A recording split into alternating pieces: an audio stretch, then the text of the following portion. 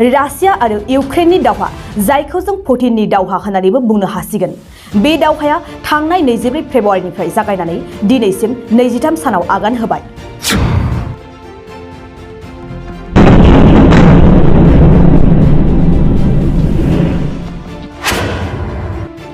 दिनैसिमबो जोबनानै थाङै बे दावहायाव इउक्रेननि माखासे गेदेर गोबां नोगोरफोरानो गासिबो सिलिंखार जाजोब्बाय।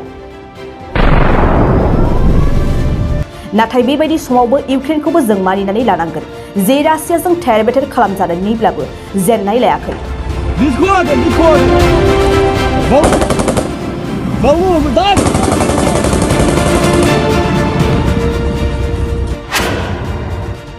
आरो बे दावहायाव इउक्रेननिल' खहा जादों होनोब्ला गोरोन्थि जागोन। दिनैसिम बे दावहायाव गोबां रासियानि रोजा फायखिफोराबो जिउ गोमानांबाय आरो गोबाङानो गाज्रि रोखोमै जोखोम जानानै दं।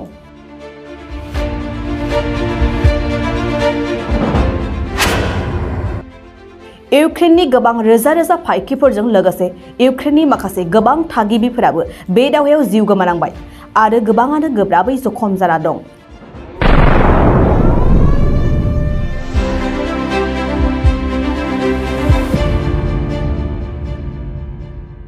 बिटिआर हालामनि थाखाय मोनसे गोजोनथाव खौरां। 68थि भारत रत्न लकप्रिय गपिनाथ बरदलै ट्रफी जोलुर बादायलायनाय। बे बादायलायनायखौ गिबि खेबनि थाखाय बिटिआरनि सिङाव थानाय चिरां जिल्लायाव सोलिफुबाय थानाय मार्च दाननि गेजेराव खुंफुंनाय जागोन। Guwahati sports association in association with Subunthi फाउन्डेशननि बानजायनायाव देग्लाय चिरां थाइखाजरानि राइन' क्लाब गेलेग्रा फोथाराव 2022 इं 25 मार्चनिफ्राय जागायनानै 30 मार्चसिम जोबथा बादायलायनाय जागोन। गासै मोनब्रै गेदेर जोलुर क्लाबफोरनि गेजेराव बे बादायलायनाया जागोन। बे गेदेर जोलुर क्लाबफोरनि मुंफोरानो जाबाय north east united FC, united Chirang Duar FC, चिलं लाजं FC आरो आसाम रेजिमेन्टेल सेन्टार।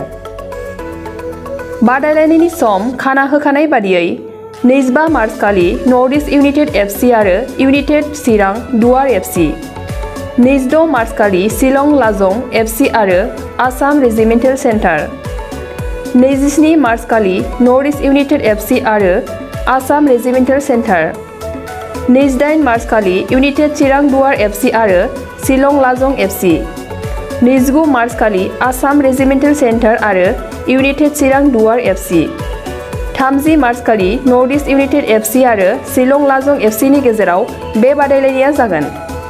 जानो थांनाय बे बादायलायनायनि टिकेटखौ दानिफ्रायनो टिकेट काउन्टाराव होनाय जाबाय।